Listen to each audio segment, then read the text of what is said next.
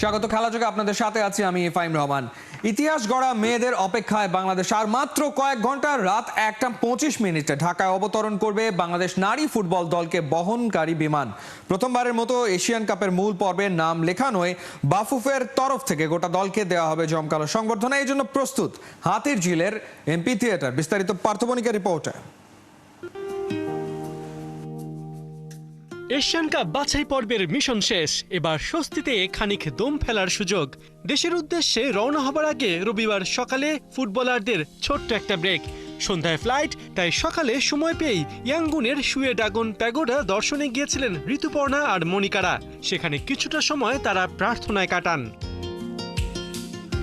এই অল্প সময়েই মিয়ানমারে নিযুক্ত বাংলাদেশের রাষ্ট্রদূত ডক্টর মোহাম্মদ মনোয়ার হোসেনের সাথে সাক্ষাৎ করেন দলের অধিনায়ক আফিদা খন্দকার ও ঋতুপর্ণা। রাষ্ট্রদূতের হাতে তুলে দেন বাংলাদেশ নারী দলের জার্সি। বাংলাদেশকে প্রথমবারের মতো এশিয়ান কাপের মূল পর্বে উঠিয়ে এখন দেশের পথে আছে নারী দল। বাংলাদেশ সময় রাত 8টায় ব্যাংকক পৌঁছানোর পর প্রায় 3 ঘন্টা ট্রানজিট। সেখান থেকে ঢাকার পথে ফ্লাইট রাত 10:50 নাগাদ। সব ঠিক থাকলে ঢাকায় রাত 1:25 ল্যান্ড করবে আফিদা ঋতুপর্ণাদের বহনকারী বিমান। তবে সেখানেই শেষ নয়, বরং শুরু। প্রথমবারের মতো নারী এশিয়ান কাপের মূল পর্বে ওঠায় বাংলাদেশ নারী দলের জন্য জমকালো রিসিপশনের ব্যবস্থা করেছে বাফুফে। সেজন্য বিমানবন্দর থেকে সরাসরি তাদের নিয়ে যাওয়া হবে হাতিরঝিলে অবস্থিত এমপি থিয়েটারে। ওখানে রাত 2:30টায় বাফুফের তরফে সংবর্ধনা জানানো হবে গোটা দলকে। এই অনুষ্ঠানে উপস্থিত থাকবেন বাফুফের সভাপতি তাবিথ আওয়াল ও বাফুফের এক্সিকিউটিভ কমিটির সদস্যরা। ছোট আকারে সাংস্কৃতিক আয়োজন, খেলোয়াড়দের বক্তব্য এবং বাফুফের পক্ষ থেকে শুভেচ্ছা ও সম্মাননা জানানো হবে এই প্রোগ্রামে। বাফুফের এই তড়িঘড়ি আয়োজনের কারণ নারী দলের 2 সদস্য ঋতুপর্ণা ও মনিকা চাকমা সোমবার 7 সকালে ভুটানে লিগ খেলতে রওনা হবেন। আরও কয়েকজন যাবেন 2 দিন বাদে। তাই গোটা দলকে একসাথে সংবর্ধনা জানানোর এই সুযোগ হাতছাড়া করতে চায়নি ফুটবল ফেডারেশন।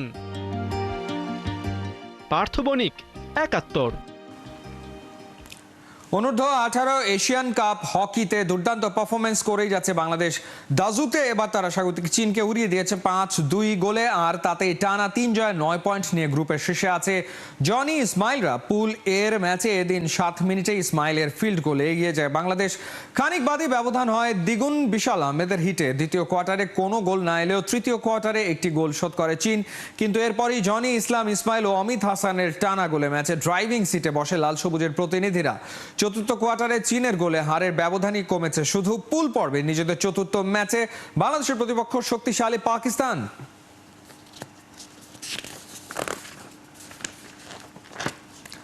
কলম্বো থেকে ক্যান্ডি পৌঁছেছে টাইগাররা। সেখানে মিরাজরা পেয়েছে উষ্ণ অভ্যর্থনা। পুরো দল সিরিজ জয় ছাড়া আপাতত কিছুই ভাবছে না। সোমবার সন্ধ্যায় পাল্লে কেলেতে প্র্যাকটিস করবে বাংলাদেশ দল। তার আগে টিম হোটেলে টিম মিটিং এ সাজানো হচ্ছে রণকৌশল। শ্রীলঙ্কার ক্যান্ডি থেকে নাইয়ান বিন জসিমের পাঠানো রিপোর্ট।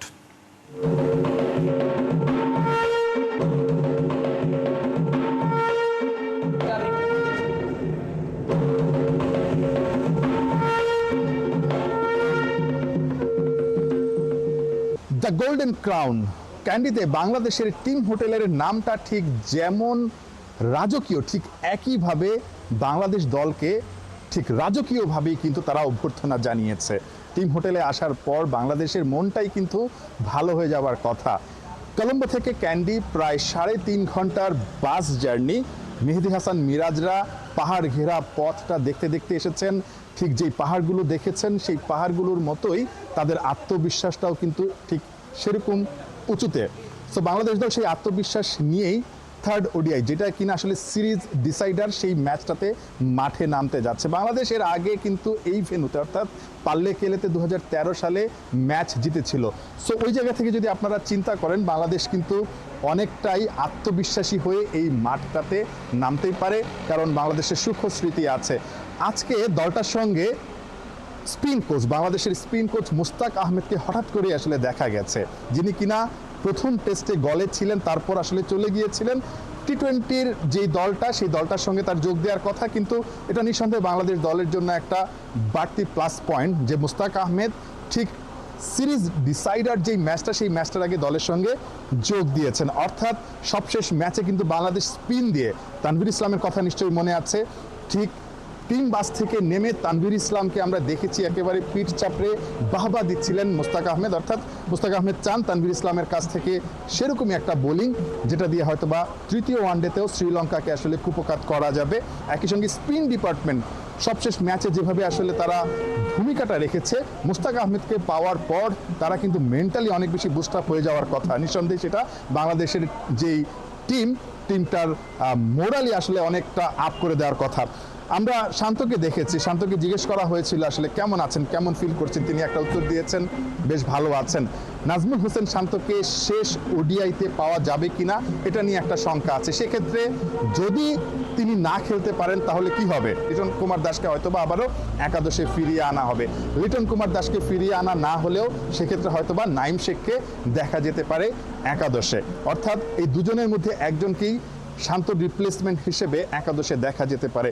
সেক্ষেত্রে খুব সম্ভবত নাইম শেখ কিছুটা এগিয়ে থাকবেন, যেহেতু লিটন কুমার দাসকে আসলে প্রথম ওডিআইয়ের পর বাদ দেওয়া হয়েছে। মোটামুটি দলকে দেখে মনে হয়েছে তারা বেশ বুস্ট আপ। শামীম হোসেন পাটোয়ারি, তাসকিন আহমেদ তাদেরকে দেখেছি সস্ত্রীক আসলে টিম হোটেলে প্রবেশ করতে, সবাই ফ্যামিলি নিয়ে বেশ সুখী একটা পরিবার মনে হয়েছে। বাংলাদেশের এই পরিবারটা, বাংলাদেশের এই দলটা হয়তোবা শেষ ওডিআইতে যদি জিততে পারে বাংলাদেশ, তাহলে আরও অনেক বেশি সুখী মনে হবে। বাংলাদেশ ইতিহাস গড়বে লঙ্কা দ্বীপে, অর্থাৎ এর আগে কখনোই বাংলাদেশ ওয়ানডেতে শ্রীলঙ্কাকে হারাতে পারেনি। সো এটা বাংলাদেশের জন্য একটা গোল্ডেন অপরচুনিটি। ঠিক এই গোল্ডেন ক্রাউন হোটেলে বসে নিশ্চয়ই সেই গোল্ডেন অপরচুনিটিটা কাজে লাগানোর একটা স্বপ্নের কথা বাংলাদেশের টিম ম্যানেজমেন্ট ভাবছে। দলের সঙ্গে চিফ সিলেক্টর গাজী আশরাফ হোসেন লিপু আছেন, সবাই মিলে নিশ্চয়ই একটা রণকৌশল সাজাচ্ছেন। কোচ সালাউদ্দিন আছেন, কিন্তু ঠিক 8 তারিখে দলের সঙ্গে হেড কোচ ফিল সিমন্সেরও কিন্তু যোগ দেওয়ার কথা। সবকিছু মিলে বাংলাদেশ এই ক্যান্ডিতে দুর্দান্তভাবে শেষ করুক ওয়ানডে সিরিজটা, সেটাই সবাই চায়। নাহিয়ান বিন জসিম, 71, ক্যান্ডি, শ্রীলঙ্কা। সিরিজ বাঁচানোর মিশনটা ভালোভাবেই উতরে গেল বাংলাদেশ। কলম্বোতে লঙ্কানদের হারিয়ে বড় সুসংবাদ পেল মিরাজের দল। ওয়ানডে র্যাঙ্কিংয়ে এক ধাপ এগিয়ে গেল টাইগাররা। 3 ম্যাচের ওয়ানডে সিরিজে মাত্র একটি ম্যাচ জিতলেই র্যাঙ্কিংয়ে উন্নতি করবে বাংলাদেশ। এই সমীকরণটা আগেই জানা ছিল, তবে স্বাগতিকদের বিপক্ষে প্রথম ম্যাচে বিপর্যয়ের পর সিরিজে ঘুরে দাঁড়ানো নিয়ে শঙ্কা জেগেছিল। সব দুশ্চিন্তা কাটিয়ে দ্বিতীয় ম্যাচে তানভীর শামীমদের নিয়ন্ত্রিত বোলিংয়ে 16 রানের জয় নিশ্চিত করে টিম টাইগার্স। ম্যাচ শেষে হাল নাগাদ হয় আইসিসির ওয়ানডে র্যাঙ্কিং, যেখানে 78 রেটিং পয়েন্ট নিয়ে 9 নম্বরে উঠে আসে বাংলাদেশ। 2027 সালে 31 ম্যাচের মধ্যে র্যাঙ্কিংয়ে সেরা 8-এ থাকলে সরাসরি ওয়ানডে বিশ্বকাপে জায়গা করে নেবে টাইগাররা।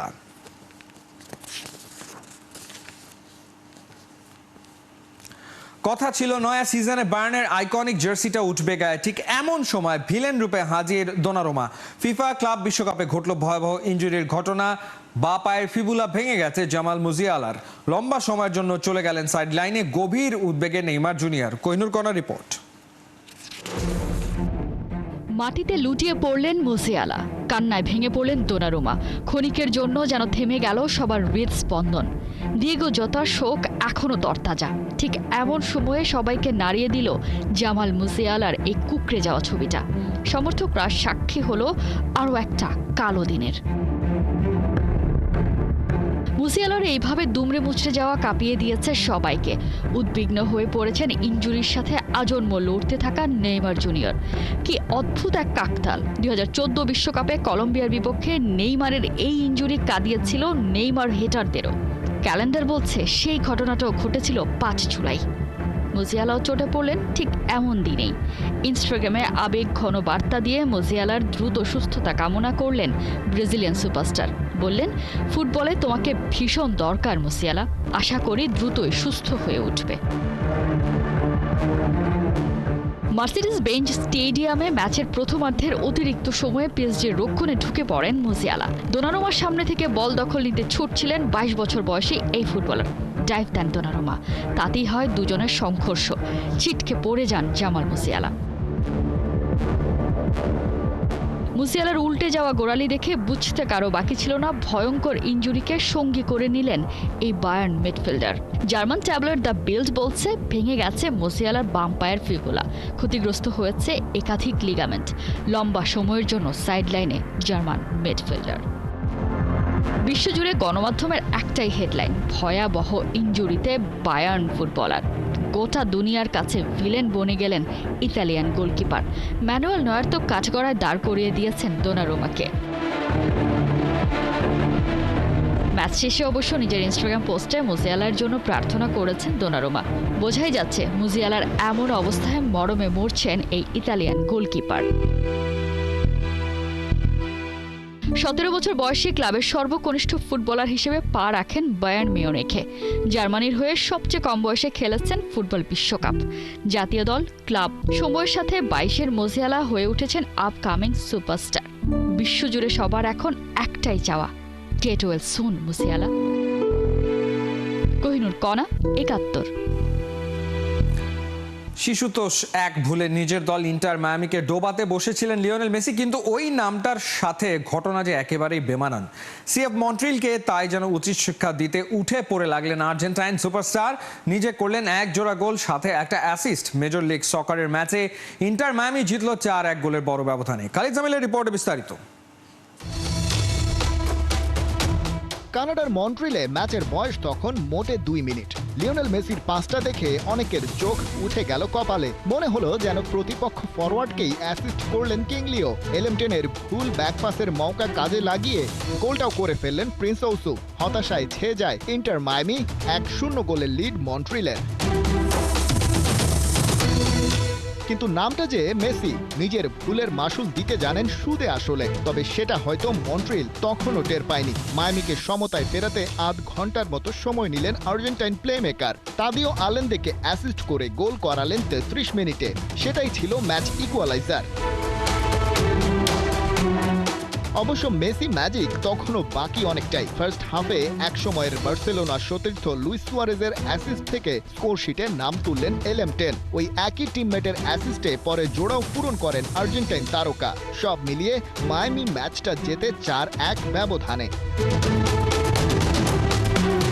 কাতার বিশ্বকাপ জয়ের পর ক্লাব ওয়ার্ল্ড কাপ দিয়েই প্রথম কোনো মেজর ইন্টারন্যাশনাল টুর্নামেন্ট খেলেছেন মেসি। একমাত্র আমেরিকান ক্লাব হিসেবে দলকে নিয়ে গেছেন নকআউট স্টেজে। সেখান থেকে ছিটকে যাওয়ার পর ফের শুরু করেছেন মেজর লিগ সকার সিজন। চলতি মৌসুমে যেখানে এলেমটেন 14 লিগ ম্যাচে করেছেন 1 ডজন গোল।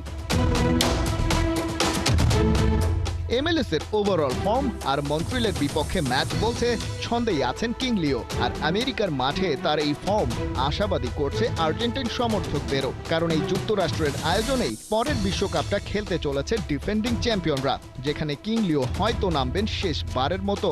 ইতি টানবেন অনবদ্য এক ফুটবল অধ্যায়ের। আর সেই বিদায়টা যদি হয় এমন ইনফর্ম অবস্থাতে, তবে তো সোনাই সোহাগা। খালিদ জামিল, 71। ডিয়েগো জটা শেষ বিদায় অনুষ্ঠানে রোনালদোর না থাকা নিয়ে জলঘোলা হয়েছে অনেক। তবে পর্তুগিজ গণমাধ্যম রেকর্ডের দাবি, নিজের বাবার শেষকৃত্য অনুষ্ঠানের অভিজ্ঞতা থেকেই সাবেক এই রিয়াল ফরওয়ার্ড যাননি জটার ফিউনারেলে।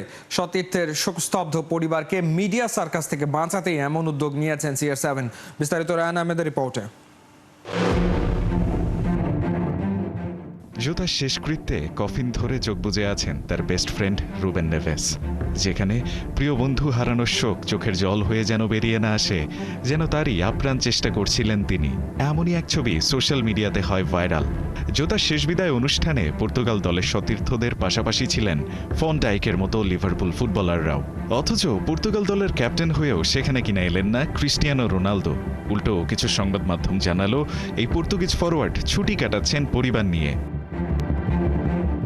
ব্যাস, আর যায় কোথায়? চারদিকে শুরু হলো সমালোচনা। সবখানে তখন একটাই প্রশ্ন, কেন সতীর্থের শেষকৃত্যে গেলেন না CR7? এ প্রশ্নের উত্তর দিয়ে এবার আসল ঘটনা খোলাসা করেছে পর্তুগিজ সংবাদ মাধ্যম রেকর্ড। পর্তুগালের এই সংবাদ মাধ্যম জানিয়েছে, জোতার শেষ বিদায় অনুষ্ঠানকে মিডিয়া সার্কাস বানাতে চাননি দেখেই সেখানে সশরীরে যাননি রোনালদো। কারণ তিনি গেলে সেখানে অতিরিক্ত সংবাদ মাধ্যমের উপস্থিতি শোকগ্রস্ত পরিবারের জন্য হতো যন্ত্রণাদায়ক। তবে জোতার স্ত্রী রুথ কার্দোসোর সঙ্গে কথা হয়েছে তার, এবং জোতার স্ত্রী এবং 3 সন্তানের পাশে যে কোনো প্রয়োজনে যে কোনো সময় পাশে আছেন CR7, দিয়েছেন এমন আশ্বাসও।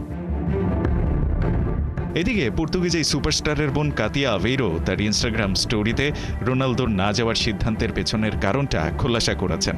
মূলত নিজের বাবার শেষকৃত্য অনুষ্ঠানের অভিজ্ঞতা থেকেই এমনটা করেছেন পর্তুগিজ এই ফরওয়ার্ড, জানিয়েছেন তার বোন। কাতিয়া জানান, রোনালদোর বাবার শেষ বিদায় অনুষ্ঠানে পর্তুগালের রাষ্ট্রপতি সহ ছিলেন কোচ লুইস ফেলিপে স্কলারির মতো অনেক হাই প্রোফাইল লোকজন। গণমাধ্যম কর্মীদের জন্য সেখানে এমন বিশৃঙ্খল পরিবেশ তৈরি হয়েছিল যে বয়স কম থাকায় রোনালদোর বোনেরা চ্যাপেল থেকেই বেরোতে পারছিলেন না।